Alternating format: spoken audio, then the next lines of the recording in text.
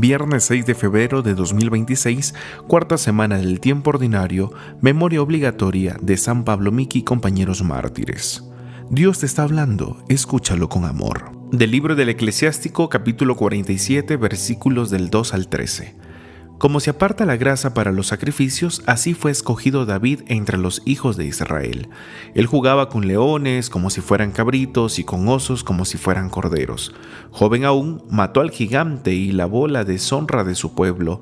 Hizo girar su onda y de una pedrada derribó la soberbia de Goliat. Porque invocó al Dios Altísimo, él dio fuerza a su brazo para aniquilar a aquel poderoso guerrero y restaurar el honor de su pueblo. Por eso celebraban con canciones su victoria sobre 10,000 enemigos y lo bendecían en nombre del Señor. Ya cuando era rey, peleó con todos sus enemigos y los derrotó. Aniquiló a los filisteos y quebrantó su poder para siempre. Por todos sus éxitos daba gracias al Dios Altísimo y lo glorificaba.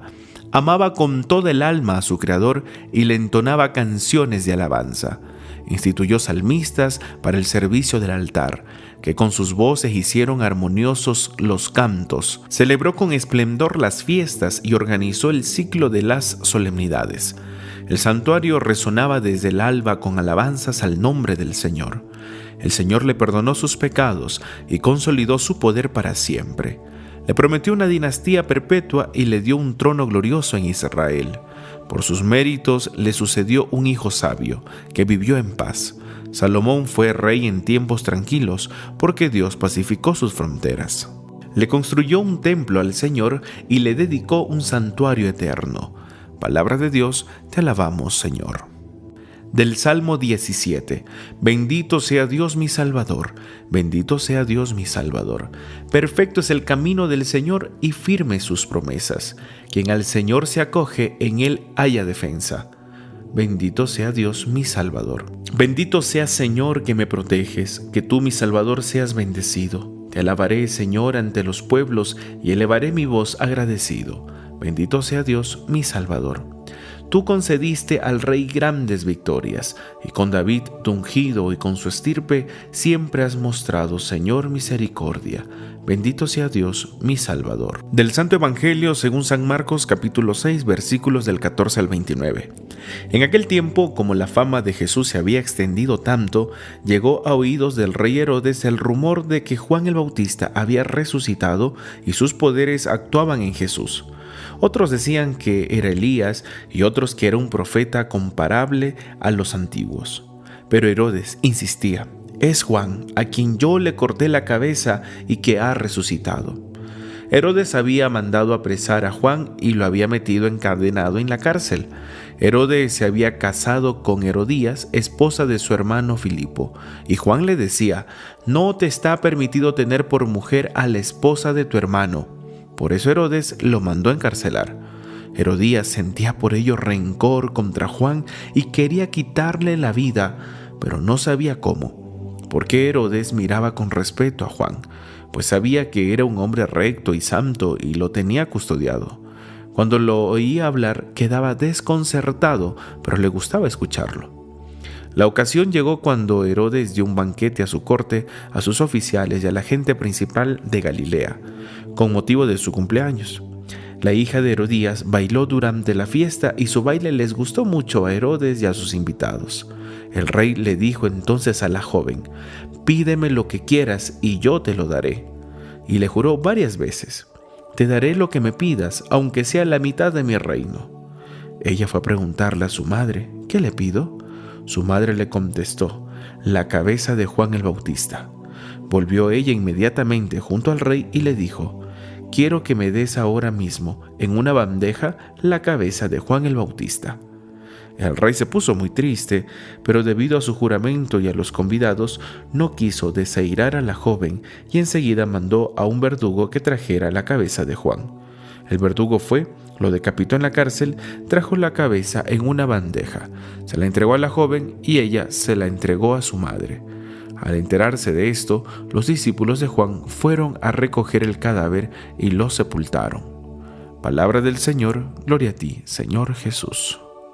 Pidamos al Espíritu Santo que nos ilumine para entender su palabra y la pongamos en práctica. Queridos hermanos, en el libro del Eclesiástico, también llamado Sirácides, hemos escuchado hoy una alabanza a David. Pero más allá de enumerar sus logros, la palabra nos muestra a un David que fue elegido por Dios y que él se dejó elegir. Una vez que Dios le dice, yo quiero que tú vengas a ser parte de mi pueblo, a hacer esta misión, él pone el corazón disponible y dice, sí, Señor. Y lo hace. Esto es importante. Hay que tener este corazón dócil a la palabra del Señor que todos los días nos está hablando, para guiarnos, para elegirnos por el camino del bien.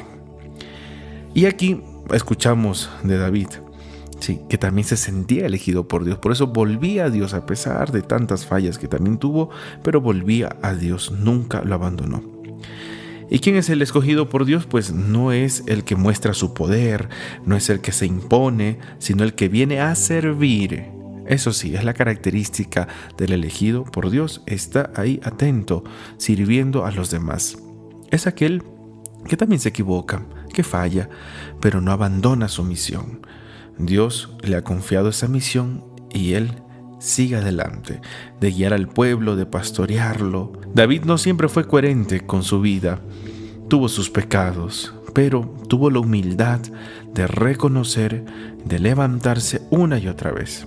La lectura recalca que el Dios Altísimo fortaleció el brazo de David para derrotar al poderoso guerrero y restaurar el honor de su pueblo. ¿Esto qué nos enseña? Que Dios siempre estará con nosotros si acudimos a Él, aunque los problemas sean inmensos, y si estamos con Dios, pues vamos a ganar cualquier batalla. David tiene un corazón agradecido. Después de tantas victorias, de tantos triunfos, no se atribuye la gloria a Él. Ese corazón hermoso, humilde, sencillo, que trata de volver al Señor. La Escritura dice que daba gracias al Altísimo, reconocía siempre que todo lo que le pasaba, especialmente estas glorias, estas buenas cosas, alababa y bendecía el nombre del Señor. Recuerda qué cosas ha hecho Dios por ti hasta el día de hoy. Qué cosas inmensas, maravillosas ha hecho para que también alabes, digas, Señor, gracias.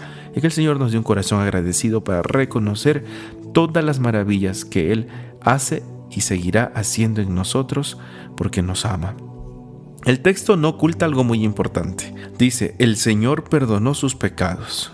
Sí, David tuvo gloria, pero esa gloria no fue mérito propio.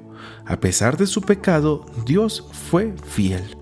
David se arrepintió, pidió perdón, fue perdonado y volvió al Señor. Esto nos enseña que seguir a Dios no significa que ya no vamos a pecar. No es que por ir a misa, por comulgar, por confesarse, ya somos santos. No, estamos en el proceso. Tenemos que llegar a ser santos, sí, esa es la meta, pero todavía nos falta. Y es ahí mucha gente que va a juzgar, va a criticar, diciendo, vas a misa y mira cómo hablas, mira cómo te comportas, mira cómo haces. Sí, estoy en el proceso.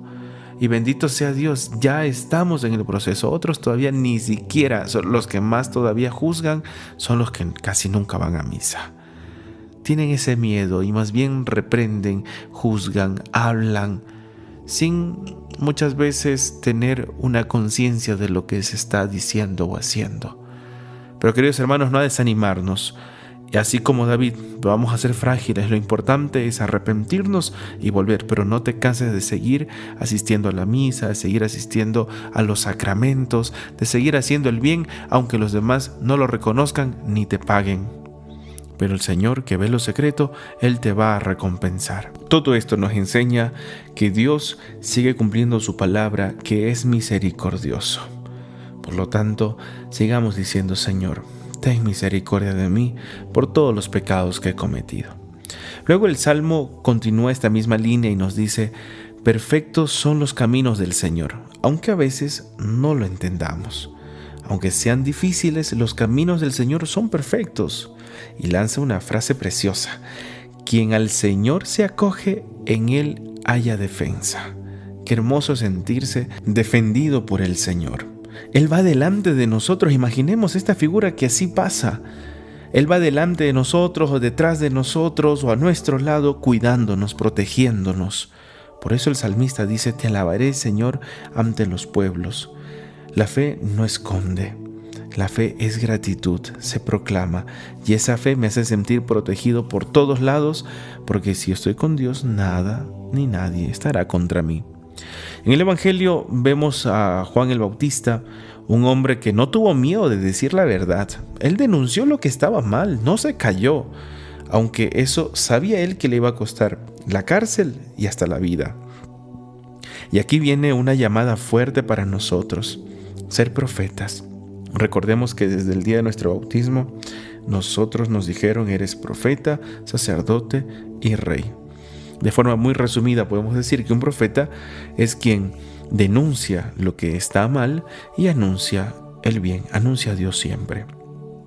Muchas veces vemos cosas incorrectas, pero callamos por miedo, por el miedo a que dirán, por el miedo para no dañar una amistad, por la comodidad también de uno. Dice: mejor no voy a meterme en problemas, mejor no digo nada, yo vivo tranquilo, que los demás también vivan tranquilos.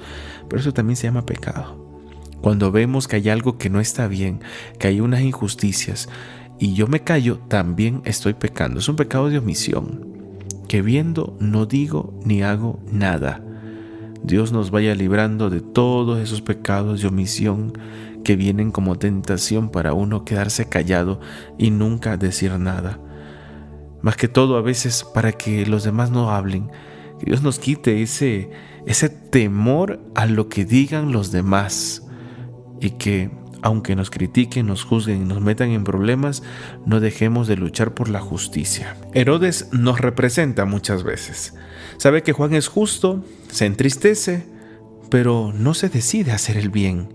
Sigue haciendo el mal. Él pudo haber dicho: no importa, aunque me juzguen, yo di mi palabra, pero si sé que esto es hacer el daño, es matar a alguien, pero importó para él perder una vida, y así más perdemos las nuestras. Y miren lo que termina matando a Juan. Sobre todo fue el rencor de Herodías, el resentimiento, la astucia del pecado, aprovechando incluso un momento de debilidad, de exceso, de falta de dominio. Ahí actúa para vengarse. ¿Y qué produce la venganza? El resentimiento produce muerte. Dios nos libre de ser partícipes del odio, de la muerte, del rencor. Que el Señor nos ayude a vencer ese rencor, ese resentimiento que tenemos hoy en nuestro corazón, y decirle: Señor, yo no quiero llegar a desear la muerte a nadie, yo no quiero ser partícipe de eso, ayúdame a sanar mi corazón y ya no tener este rencor, este resentimiento, que en tu nombre yo pueda perdonar a todas esas personas que me han hecho daño. Pidámosle al Señor que nos libre del orgullo, del rencor, del resentimiento, porque esos sentimientos solamente destruyen, matan la vida de la otra persona y la nuestra sobre todo. Que no seamos cristianos tibios, que saben lo que está bien, pero que no se atreven a vivirlo. Que el Señor nos dé la fortaleza y que no nos importe lo que nos digan los demás, pero que podamos luchar por la justicia. Recordemos también las bienaventuranzas: quienes luchen por la justicia heredarán el reino de los cielos. Queridos hermanos, entonces que Dios nos conceda un corazón como el de David, humilde y agradecido. Que tengamos ese corazón de agradecerle por tantas bendiciones que nos concede todos los días. Hoy no te olvides, dale gracias por tu vida, por tu familia, por tu trabajo, por todo lo que tienes. Un corazón también pidamos como el del salmista, que confía y que alaba al Señor, que se siente defendido. Decirle también por eso: gracias, Señor, porque me defiendes en mis batallas. Y pidamos al Señor un corazón como el de Juan Bautista, que sea un profeta, fiel a la verdad, que luche por la justicia, que cuando veamos las cosas injustas no nos quedemos callados. Y que a pesar de que esto provoque muchas cosas negativas contra nosotros, el Señor nos dé la fuerza de seguir luchando por el bien de los demás. Si luchamos por hacer todas estas cosas, nos ganaremos la vida eterna. No te olvides de orar, de escuchar la palabra de Dios, de rezar el rosario y de amar a Dios y al prójimo, comenzando con tu familia. El Señor esté con ustedes. El Señor los bendiga y los guarde. Haga brillar su rostro sobre ustedes y les conceda su favor. vuelva su mirada a ustedes y les conceda la paz. Y la bendición de Dios Todopoderoso, Padre, Hijo y Espíritu Santo descienda sobre ustedes y permanezca siempre. Amén. Paz y bien.